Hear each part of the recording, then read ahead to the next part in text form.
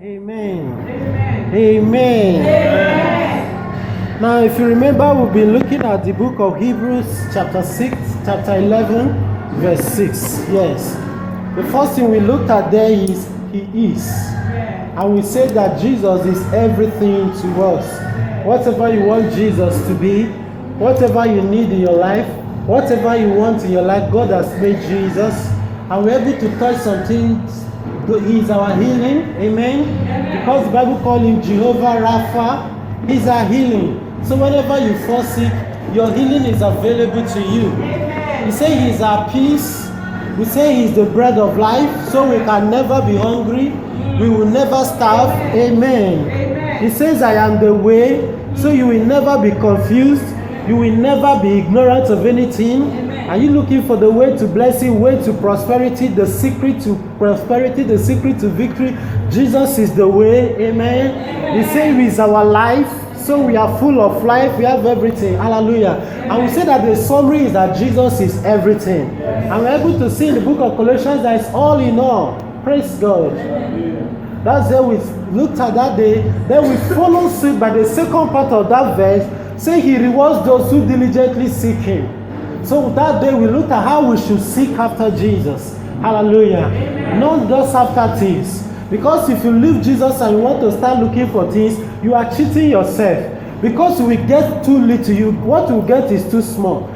But God has given Jesus, has put everything together like a whole package and given us, isn't it? But when you leave Jesus and you want to start looking for things in isolation, you will lose so much. Praise God. So we say that now Jesus has become everything to us. You should just look for Jesus. You should just focus on Jesus.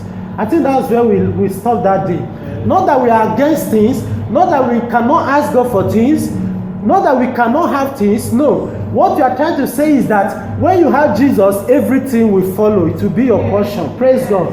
It doesn't mean that we should be poor, we should be lacking. No.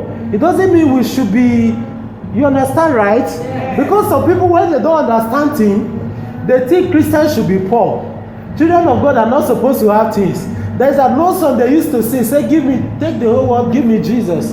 And I understand now, take the whole world, give me Jesus. So in their own understanding, we don't have anything to do with the world. The things of the world, we are not supposed to have them. We should just have Jesus, go to heaven, that's all. No, that's not what you are saying. The truth is that you can't have Jesus and be poor.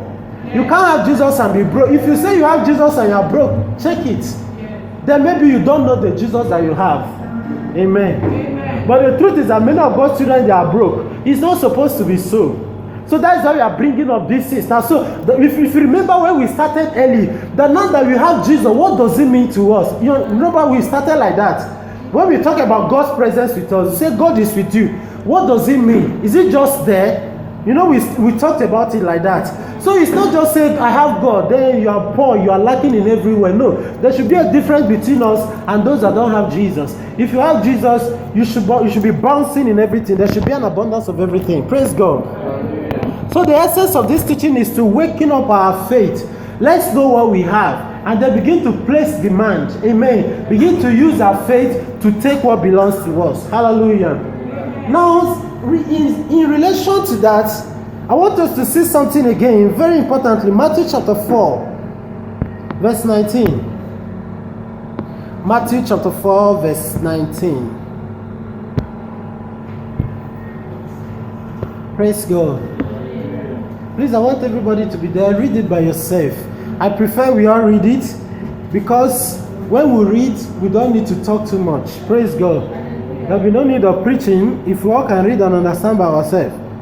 Are we all there now? And He said, follow me, and I will make you fishers of men. This is Jesus saying, follow me, and I will make you. Hallelujah. Amen. Do you understand that now? Thank God, yes, you are getting it now. Jesus said, follow me, I will make you.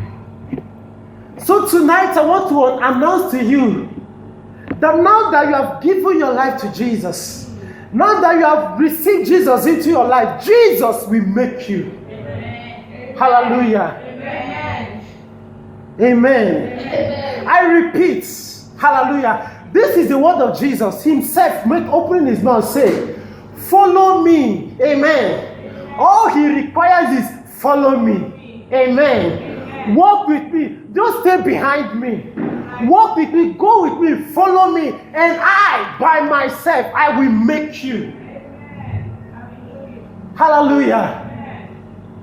So I don't need to bother myself. I have nothing to fear because Jesus will make me. Amen. It doesn't matter what I am going through right now. It doesn't matter what my present condition is. No, forget the fact that I may not have everything I need right now. Jesus will make me. Hallelujah. If Jesus will make you, then you have a guarantee that you will never be a failure in life again. Even if you are going through challenges now, it's just a matter of time. Jesus will make you. Praise the Lord. And it's a thing of joy. If you will make me, then I am made. Do you understand when they say somebody has made it? Have you heard that statement before? Yeah. Oh, you don't make him. Oh, he has made it. It simply means that things have started turning around. Person that used to be broke is no longer broke. Money is now coming. Amen. He that used to be poor is no more poor. He that has no job now has a job. He that has no money now has a money. He that has no house now, it simply means he has made it. But now, do you know the guarantee we have now? The assurance we have that Jesus himself say, I will make you. Amen. He says, I will make you fishers of men. But that is not the only thing he knows how to do. He can also make you a success. Amen. He will make you a great man. He will make you a great woman. Amen. He will make you a billionaire. Amen. Hallelujah. He will make you a multi-billionaire. Amen. A multi-millionaire. Amen. He will make you a great businessman. Amen. He will make you anything. He will make you a success. Hallelujah. He will make you healthy. He will make you wise. Amen. Praise God. Hallelujah. So if he can make you fisher of men, he can also make you a great minister of the gospel. He can make you a great woman of God. He can make you a great man of God. Hallelujah. He can make you a good mother. He can make you a good student. He can make you excellent. Praise God. Hallelujah. So do you understand what we have in Jesus? He said, follow me. So, and if you follow him, there is a guarantee that he will make you. And like I've always said, do you know anything you want him to make you, he will make you. He said to the children of Israel, see, you are like a clay in my hand. See, like a clay in a potter's hand, so are you in my hand. I can turn you into anything I want. Praise God. A potter can mold a vessel and break it and turn it into another thing that fits him. Isn't it? So God will make you something great. He will make you beautiful. He will make you great. Hallelujah. He will make you rich. Praise God. Hallelujah. All he says is, follow me. Amen. Amen. So if you say follow him, then what do you have to do again? It's just to follow. Amen. Hallelujah. Hallelujah. Amen. There are people trying to make themselves. There are people suffering, sweating, struggling to make himself. That is not necessary. Just follow Jesus. He will make you. And like I said, he can make you anything you want him to make you. Hallelujah. Amen. Of course, not anything outside his will. You understand that, right? It's not that kind of thing. You say maybe you just want something that is not his will. You want to be something that really has not destined for you, may not be good for you. That's not the kind of thing we are talking about. But you know, let's say you are in business. You want God to make you the king in your business field. It's a good thing, isn't it? God can make you. Amen. Amen. You are working. You want God to make you the head and not the tail. He will make you. Amen. Not that you want to, of course, none of us is like that. You want to be an android, of course, God will not make you something bad. Isn't it? That, you all understand now. Praise the Lord. So now the only stand for us is our responsibility to follow. All that we should focus our effort, our strength on is to follow. Amen. let's read something again. Genesis chapter 12, verses 1 and 2. Genesis chapter 12, verses 1 and 2. Now the Lord has said unto Abram, get thee out of thy country, and from thy kindred, and from thy father's house, unto a land that I will show thee, and I will make of thee a great nation. Hallelujah. And I will bless thee, and make thy name great, and thou shalt be a blessing. Do you know God has made you a blessing? He said, I will make you a great nation. Jesus can do that for you. And actually, can I tell you, the moment you received him into your life, he has already made you. The reason why we are talking about this now is to open our eyes to what God has made you, so that we begin to use our faith. Hallelujah. So that we begin to demand what belongs to us. Praise the Lord. But you know, all it takes is following. Okay? Does it mean God will make me? I will say we should not do anything again, just like that, lie down like that. God will make you. That's not what we are saying. Here he said follow, isn't it? So if you have to do anything, it's to follow. Very soon I'm going to show you what it means to follow. But do not follow. Simply, it means a lot of things. A lot of things. Amen. Praise God. He could be following his leading for your life, his direction. Allow him to lead you into what he wants you to do, isn't it? You want to do something, you ask for his will. You don't do anything that he has not asked you to do. You don't take your own decision. You don't take steps. Do you understand now? Follow his leading. Amen. Follow him could mean worshiping him, making him your God. I hope you know that. Like you have decided Jesus is only you. You are my God. You are the one I'm serving. You are the one I'm worshiping. It's follow. It's part of following. Amen. Praise the Lord. So I don't want to focus on our time on what it means to follow. Our essence now is the reason why we must follow. Praise God. The importance of following him. So that we can follow. Before we proceed, now let's look at Deuteronomy 32.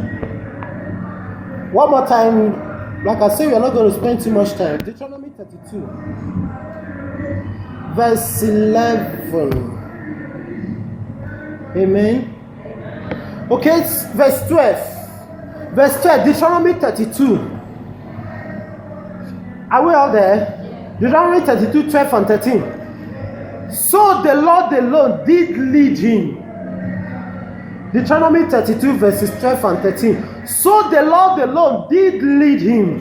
That means he was following the Lord. Isn't it? Are we all there? So the Lord alone. The Lord alone. The Lord alone. He has no alternative. He has no other option. The Lord alone did lead him. And there was no strange God with him. And he made him ride on the high places of the earth. Because he was following the Lord, Bible said the Lord made him to ride upon the high places of the earth. Tonight, beginning from tonight, I see the Lord making you to ride upon the high places of the earth. This is what happens when you follow the Lord. He made you ride upon high places. High places means high places. That he might eat the increase of the field. I see you eating the increase of the field. Amen. That talks about prosperity. Amen. And he made him to suck honey out of the rock and oil out of the flinty rock. Amen. Amen. And it's all about following. Praise God. This is talking about Jacob. All that Jacob did was to follow. Listen, if you can follow, Jesus is faithful to make you. Amen. I told you following means a lot of things. But because of our time tonight, I just want us to focus on one. Amen. What does it mean to follow? Please, among others, among so many others. Amen. I don't say this is all it means. There are other ways to follow, other means of following. But let's look at something. Numbers, some people that followed God. Amen. Numbers 14, verse 24. Numbers 14, 24. Numbers chapter 14, verse 24. Hallelujah. Are you getting blessed tonight? Numbers chapter 14, verse 24. Numbers 14, 24. But my servant Caleb, because he had another spirit with him, and had followed me fully, he will I bring into the land whereinto he went, and his seed shall possess it. My servant Caleb, because he hath followed me, I will bring him to the promised land. Amen. Okay, before we leave this place, let's look at verse 11. What does it mean to follow? But I want us to see now, God is the one giving testimony about Caleb. He said the reason why I will bring him is that he followed me fully. He followed me fully. Verse 11. And the Lord said unto Moses, how long will these people provoke me? And how long will it be before they believe me? For all the signs which I have shown among them, how long before they believe me? The problem that God had with the children of Israel was that they didn't believe him. By that, God meant that they didn't follow him fully. So to follow God fully is to believe God fully, is to have faith in God. Now the reason why I'm talking about Caleb is, let's go to chapter 33. Numbers 33. In case you say, how does follow and believe connect? Numbers 32, Numbers 32, 11 to 12. Numbers 32, 11 to 12. Praise God. Surely, now this is talking about the children of Israel. Surely, none of the men that came up out of Egypt from 20 years old and upward shall see the land which I swear unto them. Abraham, which I swear unto Abraham, unto Isaac, and unto Jacob, because they have not wholly followed me. Save Caleb, the son of Jephunneh, the Kenizzite, and Joshua, the son of Nun, for they have wholly followed me. Please listen. God is saying all the children of Israel that came out of the land of Israel and 20 years ago, they will not see the land because they have not wholly followed me. But Joshua and Caleb, I will take them there because they had wholly followed me. What did Joshua and Caleb do that made God say they wholly followed me? Remember, Moses sent them to go and spy the land. He sent 12 people. 10 people say we cannot go into the land. Those people, they are too big for us. Only Joshua and Caleb were the people that trust God enough. They say, no, the land is good and we can take it. Though there are giants there, we are able to take them because the Lord is with us. God saw that as faith. They believed in God. Now what happened was that the rest of the Jews, they followed the testimony of the other 10 and they began to complain. God became angry and said, for this thing they have done, none of them will see the land because they have not followed me. But these two people that have testified that the land is good and we can take it, only them can see the land because they have followed me. So God saw their faith as following him. So one of the ways we demonstrate that we are following God is to believe in him fully. Is to believe God. If God says move, you move. If God say He will bless you, you say, thank you, I believe. Hallelujah. But when you begin to doubt God, you are not following God. Praise God. We are going to stop here. God help us. Next time we continue. Amen. Hallelujah. So that is what it means. No way God say, no, I will do it. You say, Lord, how can it be? This is impossible. You are not following God. Amen. When the Lord say, I have blessed you, say, God, me, how? You are not following God. When the Lord say, I have healed you, say, no, but I can still feel it. That is not following God. So faith is what it means to follow God fully. Among other things, there are other ways where we can follow, but to follow God, number one among them is by believing in God. Amen. If God says, I am taking you to the top, say, Lord, I thank you, I believe. Amen. If God says, I will make you, say, Lord, I believe, I receive. Hallelujah. Let's be on our feet right now. Praise God. We're going to finish up next time. Praise the Lord.